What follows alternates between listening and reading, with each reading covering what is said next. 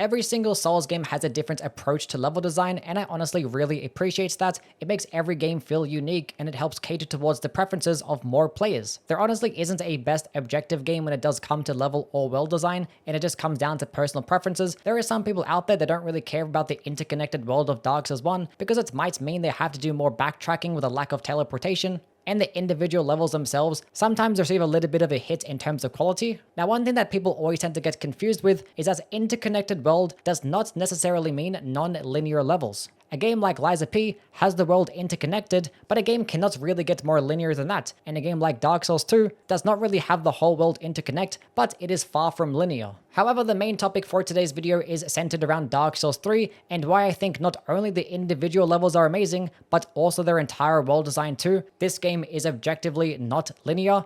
Compared to a game like Dark Souls 1, it might seem as such, but the game has just as much area progression freedoms as Bloodborne, and probably even more so, as I will get into. Even if a game is linear, is that necessarily a bad thing?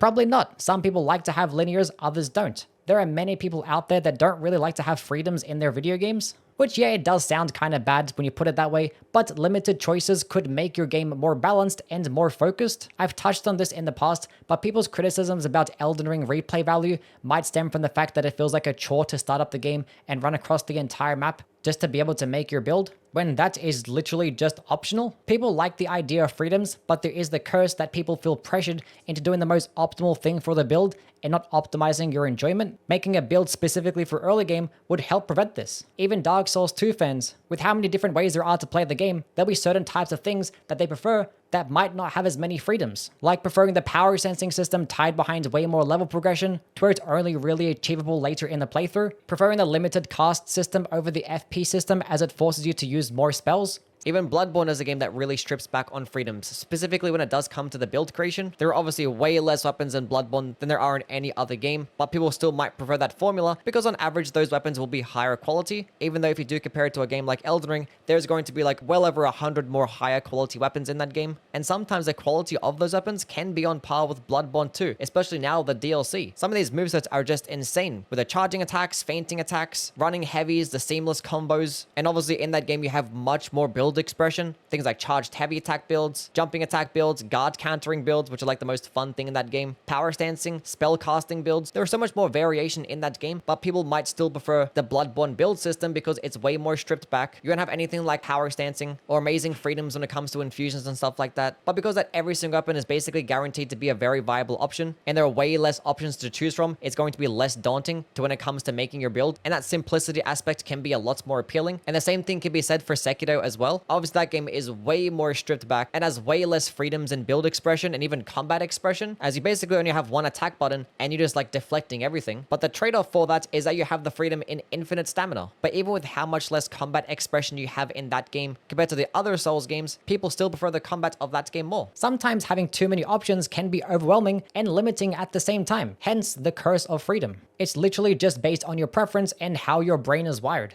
Now back to the topic of level design and Dark Souls 3, I want to first touch on the individual levels before I talk about the overall world design, which these levels themselves are actually amazing and full of character, and it confuses me every single time that people say that Dark Souls 3 areas are lifeless, basic, or just lack atmosphere. Like, look at this random room in the starting area and tell me this game lacks atmosphere. But yeah, not only do most of these areas have good progression, enemy distribution, and well-placed shortcuts, but they also have some of the most coolest environmental interactions, and these appear in Dark Souls 3 more than any other Souls game, and it makes exploring these areas very memorable. Having these giant arrows rain down at you from multiple locations, but upon realizing they're coming from a big tower, you decide to go up there and make peace with the giant so the arrows can no longer harm you. The different interactable bridges that double down as a ladder is just a neat way of unlocking secret areas. The Carthus worm interaction in the smoldering lake and using the big giant ballista to kill it, then after progressing the area, you can turn it off and safely explore the lake. Running past the Aldrich Beast on the bridge has it spawn down in the lower section if it wasn't killed. Pushing down trees is always like a superior version of just unlocking shortcuts. Lowering the platforms in Cathedral of the Deep to unlock more areas, and having patches trick you here is pretty cool. dunking your head in the wax to help progress the Grand Archives, needing to extinguish the 3 beacons in Farron Keep gives a nice sense of progression, and people would have appreciated this more if it wasn't a stupid poison swamp. The Loftwood Castle dragons gatekeep in the main path, so you have to do more exploration and find out how to kill them. Like, there's so much interesting stuff placed in every level that it makes them more enjoyable, on top of all the amazing design that they already have. You can't tell me that areas like Cathedral of the Deep, Grand Archives, and Undead Settlement isn't peak level design. People focus so much on how an area is visually pleasing, but don't really stop to appreciate how the areas actually progress, how good the shortcuts are, the enemy placement, variation between rooms and sections, which is something that is always underrated, being able to walk into a room and have it look different from the last, which this is true for basically every single area in this game, especially an area like the Undead Settlement, which this area you can attack multiple different ways. There's all these different branching paths that eventually wrap back around, having off-beaten paths to progress to the next section without having to kill the boss. Like, there's so much stuff to do in this location and lots of freedom of progression, but because the enemies and the bosses weren't interesting, and combined with the dull colors, it kind of just got swept under the rug. Like, if this area was a bit more dark, it would have just been a Bloodborne area and Herald as peak, which the color scheme and the aesthetic is important, and that can be a separate issue. It always just falls under personal preference anyway. But you have those locations that feel interconnected, you have those areas that feel like you're making big progress, you have those areas that cover different aesthetics. Maybe there's too many poison swamps though, but the individual levels themselves are probably the best in the entire series. Now, for the overall world design of Dark Souls 3 and how it all interconnects and stuff, as I mentioned, every single game has its different philosophy and level design, and they're catered towards that specific game and probably wouldn't work in others. Dark Souls 2 level design wouldn't work in Dark Souls 3, mainly due to how many less areas there are. Also, the actual individual levels of Dark Souls 2 are a lot smaller in comparison, as they're not really a primary focus in that game, which is why that you'll notice that a lot of the locations in Dark Souls 2 don't have like a shortcut that wrap back around to the main bonfire. And that's because the Dark Souls 2 level design formula is that they want to have as many areas available to you at a given moment. And Dark Souls 3 level design formula wouldn't work in Dark Souls 2, and it's basically for the exact same reasons. There's just way more areas in Dark Souls 2, and Dark Souls 3 has way many more branching paths in its main line of progression. It would just make it completely tedious to go through. And Dark Souls 1 level design in a game like Dark Souls 3 will just be borderline impossible and almost unnecessary too. It's impossible because if you focus on having an interconnected world such as Dark Souls 1, you're limited on how freely you can design the levels in particular, because you have to be mindful of the size of the location as well as the aesthetic so it all matches up. That's why levels in Dark Souls 1 might seem a bit basic in comparison. There is no level in that game that has the intricacy of Grand Archives, Central Yharnam, Stormvale. Like in Dark Souls 1, it feels like a lot of these areas are designed around the interconnected world. Look at an area like the Valley of the Drakes. Its only purpose is to help connect certain areas together. And if the game was designed not to be interconnected, then this area would have been more interesting. But you're not supposed to look at Dark Souls 1 level design individually, but as a whole. The interconnected world brings a feeling of actually exploring and conquering the game. There's always something safe and satisfying about noticing how you've defeated all the enemies and explored the surrounding locations that seem hidden. It just makes it feel more immersive, whereas for the other games, it feels like there's always stuff out there that the game just doesn't let you explore, and it removes that satisfaction. Now, sometimes it just doesn't make sense for the areas to interconnect. Like if Snowy Analondo or the Profaned Capital were right next to Loftwood Castle, then it would just look silly, make the lore more confusing, and probably make the game feel more small and less grand, which would go against the aesthetic of Dark Souls 3. And you don't want a situation similar to where you have an elevator go up into a lava fortress, or you have a small tunnel that's sunny on one side and raining on the other. The Shadow of the Erdtree DLC did have that good design and almost somehow make these contrasts in areas look natural, so who knows, maybe it was possible. But it also doesn't change that the benefits are so small, which leads me into why I said Dark Souls 1 interconnected world is unnecessary nowadays, mainly because the major benefit is that it removes backtracking. But every FromSoft game has teleporting, so there's no real gameplay use. But as I mentioned, it still is cool aesthetically speaking, which even if you have the ability to teleport, this is still true. Like how I mentioned with Shadow of the Erdtree, the level design interconnects just as masterfully as Dark Souls 1 in my opinion, but it still has those very different looking locations. There is one instance in Dark Souls 3 that have some of the areas interconnect, and that is Farron Keep back into the Road of Sacrifices. But those areas are literally back to back, that it doesn't really feel as satisfying. And from a gameplay perspective, because it's not Dark Souls 1, it's basically just like a useless shortcut because yeah, any game with fast travel doesn't really benefit from it. It's kind of the equivalent of like the Bloodborne Old Yarnum shortcut, although that one does feel a bit more satisfying even though it is useless from a gameplay perspective. Now, as I mentioned earlier, interconnected world and non-linear are two very different things, and the benefit for non-linear design is that it gives us the freedoms. The option to go through multiple areas so we don't feel stuck. It also helps with the build creation on like a second or third playthrough. The more areas we have available, the more we can freely make our builds. And also have the ability to progress the game in a different order, which can make it feel refreshing, even though like 99% of the player base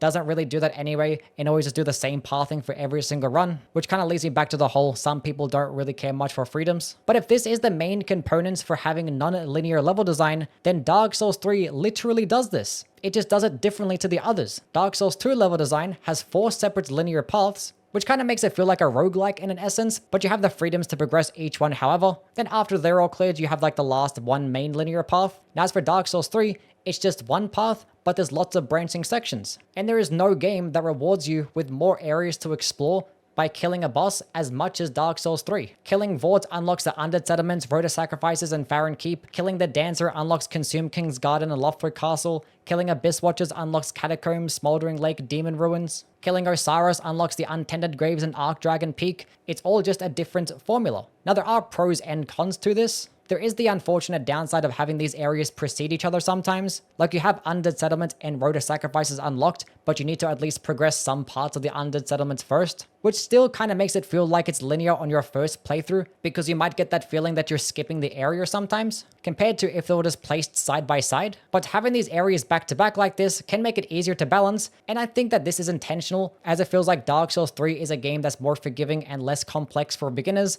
which I'll get into more of that later. But it still gives you the ability to progress far into the game without having to kill bosses or just kill small amounts of bosses. And with this, you gain the access to lots of different items to help make your build, which inherently caters towards more experienced players, because it's not linear. And Dark Souls 3 is also the only Souls game, probably not including Elden Ring, that gives you access to endgame areas very early on. You can kill the Dancer as like your third or fourth boss if you wanted to, which is very possible after your first playthrough, because post-Vort, you can run straight to the Abyss Watchers, deal with them easily with a +4 weapon, then gain access to a +7 weapon after him, then kill the Dancer pretty easily too. And then you gain access to endgame areas that house powerful items and upgrade materials. There's so much freedom in progression, and it just makes the entire playthrough feel so different, because you get rewarded with so many good things to make you overpowered if you wanted to, or at least be able to unlock cooler weapons. Now with that being said, there are some things about the overall world design that I do not care for, and the major one being the lack of knowing how to actually connect the areas and just lazily putting in these teleporting cutscenes. Which, to be fair, as I mentioned, this game was definitely made to be beginner friendly and appease a wider audience, which you can hate on that, but without good sales they aren't going to be making more games, especially ones with higher quality or with a good engine.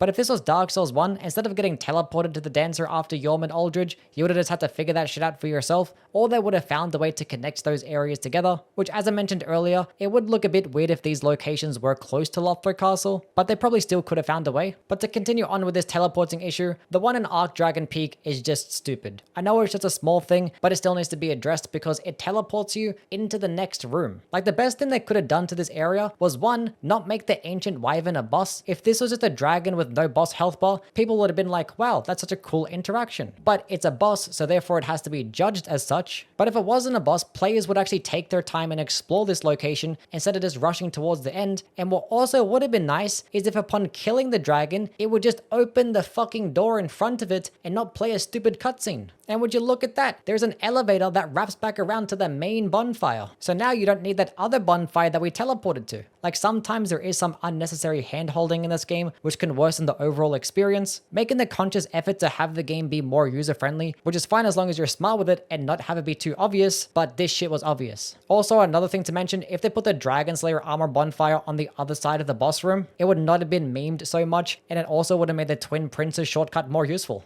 Now because we're talking so much about the Souls games, we might as well touch on Bloodborne, which this game is probably the most like Dark Souls 3 in terms of area progression and level design approach, but with also some tad bit of Dark Souls 1 sprinkled in there too, and basically nothing like Dark Souls 2 at all. Now like Dark Souls 3, it does have the individual levels be a big focus. Central Yharnam is like a top 3 area in all of FromSoft. For me personally, the only one I like better might be Upper Latria in Demon Souls, but Central Yharnam area doesn't have options to lead into multiple others, it's just the Grand Cathedral. which this location can lead to multiple others, but you have to progress through the area first or meet certain prerequisites until you can unlock them, which is very much like Dark Souls 3, especially because upon killing some bosses, it'll end up unlocking more locations, like the Bloodstaff Beast into the second half of Grand Cathedral and Hemwick Channel Lane, killing Amelia unlocks Forbidden Woods and Nightmare Frontier, killing Rom unlocks Yahagul and Upper Cathedral Ward, so it's very much like Dark Souls 3, but on a slightly smaller scale, and also took some inspiration from Dark Souls 1,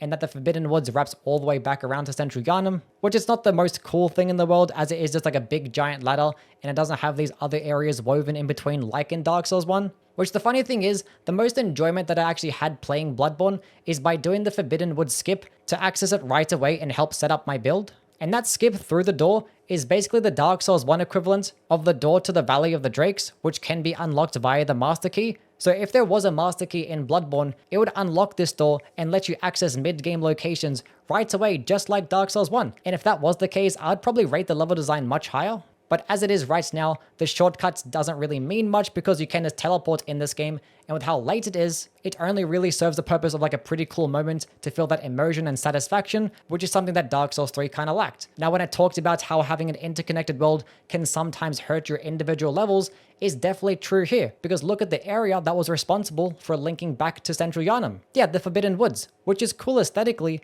but probably the most basic from a level design perspective, especially due to how large the area is, so there always is a downside. Now, another thing that Bloodborne does do very similar to Dark Souls 3 is that there are plenty of areas that you can bypass and progress towards the end of the game very quickly. There are lots of optional bosses in this game, which kind of relates back to my point how it's nothing like Dark Souls 2. Because Dark Souls 2 does have a lot more bosses that are mandatory, and it requires a lot more effort to be able to reach endgame locations. Unless you do farm for 1,000,000 souls, then at that point, I guess Dark Souls 2 does have the most optional bosses. And as I mentioned earlier, the individual levels for Dark Souls 2 aren't really the main focus, whereas for Bloodborne they are. So once again, it just goes back to the freedoms and which philosophy of level design you actually prefer. For me, I just like that they're all different. So basically, to summarize, Dark Souls 3 level design is just masterful, as it sets out its path linearly to make it more balanced, have it be more accessible for beginners that might have struggled with the previous entries and resort to looking things up, but it also caters towards experienced players and successive playthroughs by having the areas easy to bypass, inherently giving you many more areas to explore, which gives you the non-linear experience. Like making the world design being easy to navigate while simultaneously rewarding good players and good game knowledge, all while not being constrained in making the individual level stand out, is just fucking genius. From Software just make masterclass after masterclass in level design, and we sit here and take it for granted because based on our preferences, we have to pick favorites and therefore feel the need to defend every criticism and critique the other games with negative energy because Souls fans just care way too much about other people's opinions. Like, to have a game be your favorite could come down to something as simple as what time of the day that you actually played the game, what build that you went with, or what color palette was in the game itself. We all play and enjoy games for different reasons, so sitting here, making it your entire personality to hate on another Souls game as if they're all that fucking different to begin with is just cringe and a waste of your time.